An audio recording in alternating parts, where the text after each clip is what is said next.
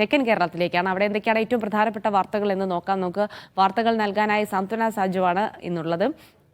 ഏറ്റവും പ്രധാനപ്പെട്ടത് ഈ കഠിനംകുളം ആതിര കൊലപാതകവുമായി ബന്ധപ്പെട്ട് നമുക്കറിയാം, ഇന്നലെ പ്രതി ജോൺസൺ ആശുപത്രിയിൽ കഴിയുകയാണ്, വിഷം കഴിച്ച് കഴിയുകയാണ്. അപ്പോൾ അതുമായി ബന്ധപ്പെട്ട് ഇന്നലെ മജിസ്ട്രേറ്റ് രഹസ്യമൊഴിയൊക്കെ രേഖപ്പെടുത്തിയിരുന്നു.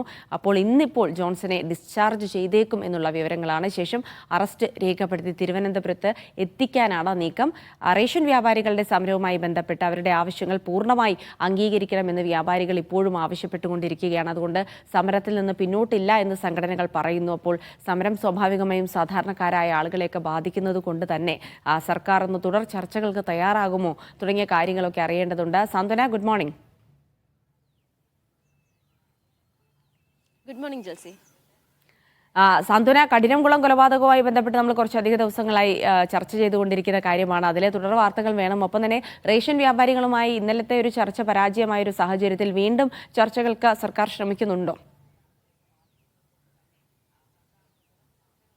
ജൽസി സൂചിപ്പിച്ചതുപോലെ തന്നെ ഈ രണ്ട് വാർത്തകളും, ഒന്ന് കഠിനംകുളം ആതിര കൊലപാതകവുമായി ബന്ധപ്പെട്ട വാർത്തയും അതുപോലെ തന്നെ ഈ റേഷൻ വ്യാപാരികളുടെ സമരവുമായി ബന്ധപ്പെട്ട വാർത്തകളുമാണ് തലസ്ഥാനത്ത് നിന്ന് ഇന്ന് പ്രധാനമായി വരാനുള്ളത്.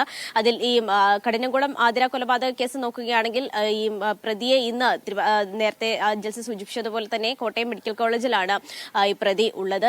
ഇയാളെ ഇന്ന് ഡിസ്ചാർജ് ചെയ്യാനുള്ള ഒരു സാധ്യതയാണ് ഉള്ളത്. കാരണം ഈ അദ്ദേഹത്തിന്റെ ആരോഗ്യനിലയിൽ മറ്റ് പ്രശ്നങ്ങളൊന്നുമില്ല എന്നാണ് ഇപ്പോൾ ഡോക്ടർമാരെ വ്യക്തമാക്കിയിരിക്കുന്നത്. ഇന്ന് രാവിലെ ഒരു പരിശോധനയുണ്ട്. ആ പരിശോധനയ്ക്ക് ശേഷം ഇന്ന് മിക്കവാറും ഡിസ്ചാർജ് നൽകിയേക്കാനാണ് സാധ്യത. അങ്ങനെയാണെങ്കിൽ ഉച്ചയ്ക്ക് ശേഷം തിരുവനന്തപുരത്തേക്ക് കൊണ്ടുവന്നതിന് ശേഷമായിരിക്കും അറസ്റ്റ് രേഖപ്പെടുത്തുക. അതിനുശേഷം പ്രാഥമികമായി മൊഴിയൊക്കെ രേഖപ്പെടുത്തിയ ശേഷം ഇന്ന് മജിസ്ട്രേറ്റിന് മുന്നിൽ ഹാജരാക്കി റിമാൻഡ് ചെയ്യും. ശേഷമായിരിക്കും പിന്നീട് ആയിരിക്കും വിശദമായി കസ്റ്റഡിയിൽ വാങ്ങുകയും അതിനുശേഷം വിശദമായി ചോദ്യം ചെയ്യലും മറ്റു കാര്യങ്ങളുമൊക്കെ അതിനുശേഷം മാത്രമായിരിക്കും ഉള്ളത്. നിലവിൽ ജോൺസന്റെ ആരോഗ്യനിലയിൽ മറ്റു പ്രശ്നങ്ങളൊന്നും തന്നെ ഇല്ല എന്നാണ് ഡോക്ടർമാർ വ്യക്തമാക്കിയിരിക്കുന്നത്. എന്നിരുന്നാലും രാവിലെ ഒരു പരിശോധന കൂടിയുണ്ട്. അതിനുശേഷം മാത്രമായിരിക്കും ഈ പോലീസിന് കൈമാറണോ വേണ്ടയോ എന്നുള്ള കാര്യങ്ങളൊക്കെ തീരുമാനം. പുറമേ പ്രശ്നമൊന്നും കണ്ടില്ല എങ്കിലും ആന്തരിക അവയവങ്ങൾക്ക് തകരാറുകൾ ഉണ്ടാകാനുള്ള സാധ്യതയുണ്ടായത് കഴിഞ്ഞ ദിവസം തന്നെ ഡോക്ടർമാർ വ്യക്തമാക്കിയിരുന്നതാണ്. അതുകൊണ്ടാണ് ഈ സംസാരിക്കാനൊക്കെ കഴിയുന്ന ഒരു അവസ്ഥയാണ് എങ്കിൽ പോലും ഈ പോലീസിന് ഡിസ്ചാർജ് നൽകി പോലീസിന് കൈമാറാതിരുന്നത്. അപ്പോൾ നിലവിൽ ഇന്ന് അതിനുള്ള ഒരു സാധ്യതയാണ് കാണുന്നത്. അങ്ങനെയാണെങ്കിൽ അതുമായി ബന്ധപ്പെട്ട വാർത്തകൾ ഇന്ന് തിരുവനന്തപുരത്ത് നിന്ന് ഉണ്ടാകും ജൽസി. പിന്നീട് ഒന്ന് റേഷൻ വ്യാപാരികളുമായി ബന്ധപ്പെട്ട സമരമാണ്. മറ്റന്നാളാണ്, തിങ്കളാഴ്ച മുതൽ 27-ാം തീയതി മുതലാണ് ഈ റേഷൻ വ്യാപാരികൾ കടയടച്ചിട്ട് അനിശ്ചിതകാല സമരം നടത്താൻ നിലവിൽ തീരുമാനിച്ചിരിക്കുന്നത്.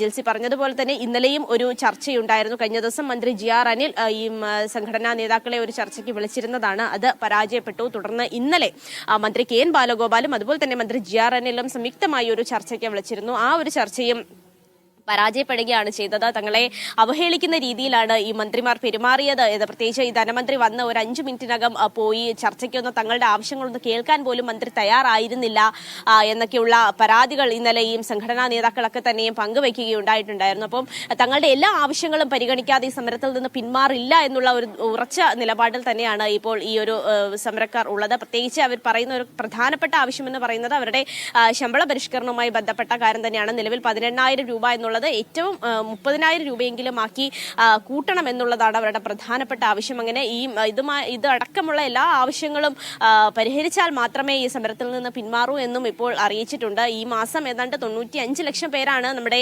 കേരളത്തിൽ ഈ റേഷൻ വാങ്ങുന്നത്. അതിൽ പകുതിയോളം ആളുകൾ പോലും ഈ മാസം റേഷൻ വാങ്ങിയിട്ടില്ല എന്നുള്ളതാണ്. അങ്ങനെ ഒരു അവസ്ഥയിൽ നിൽക്കുമ്പോഴാണ് ഈ സമരത്തിലേക്ക് പോകുന്നത്. അതും അനിശ്ചിതകാല സമരമാണ്. ഈ വാതിൽപ്പടി വിതരണക്കാർ അവർ കുറെ 1-ാം തീയതി മുതൽ തന്നെ സമരത്തിലാണ്. അതിന് പിന്നാലെയാണ് ഇപ്പോൾ റേഷൻ കടകൾ അനിശ്ചിതകാലത്തേക്ക് അടച്ച് സമരം ചെയ്യാൻ വ്യാപാരികളും തീരുമാനിച്ചിരിക്കുന്നത്. ചുരുക്കി പറഞ്ഞാൽ ഇത് സംസ്ഥാനത്തെ റേഷൻ വിതരണം ഏതാണ്ട് ഒരു പ്രതിസന്ധി, വലിയ രീതിയിലുള്ള ഒരു പ്രതിസന്ധിയിലേക്ക് പോകുകയാണ് എന്ന് തന്നെയാണ് ജൽസി ഇതൊക്കെ തന്നെയും സൂചിപ്പിക്കുന്നത്. അപ്പോൾ അതുമായി ബന്ധപ്പെട്ട വാർത്തകൾ ജൽസി ചോദിച്ചതുപോലെ തന്നെ ഇനി വരും ദിവസങ്ങളിൽ ചർച്ചയുണ്ടാകുമോ എന്നൊന്നും അറിയില്ല. മുഖ്യമന്ത്രി ഇതുമായി ബന്ധപ്പെട്ട് ഇടപെട്ട് തങ്ങളുടെ പ്രശ്നം പരിഹരിക്കണമെന്ന് ഈ വ്യാപാരികളൊക്കെ തന്നെയും ആവശ്യപ്പെട്ടിട്ടുണ്ട്. അങ്ങനെയുള്ള ഇടപെടലൊക്കെ ഉണ്ടാകുമോ എന്നൊക്കെ പിന്നീട് മാത്രമേ നമുക്ക് അറിയാൻ സാധിക്കുകയുള്ളൂ. അപ്പോൾ അതുമായി ബന്ധപ്പെട്ട വാർത്തകളും തിരുവനന്തപുരത്ത് നിന്ന് ഇന്ന് വരാനുണ്ട്.